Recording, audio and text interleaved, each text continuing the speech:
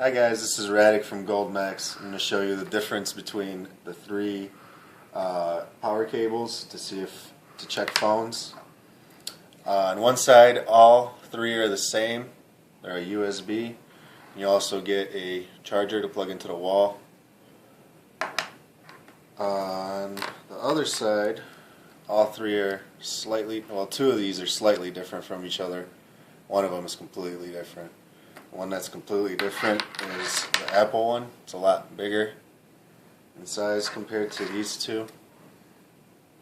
And it just plugs into the bottom of any iPhone or Apple iPod.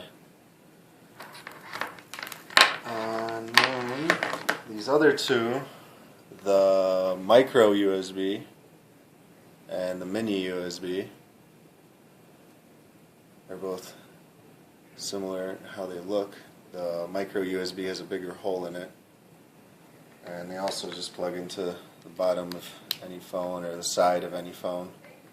And when you plug it into this and the wall, it should light up the phone. Thank you.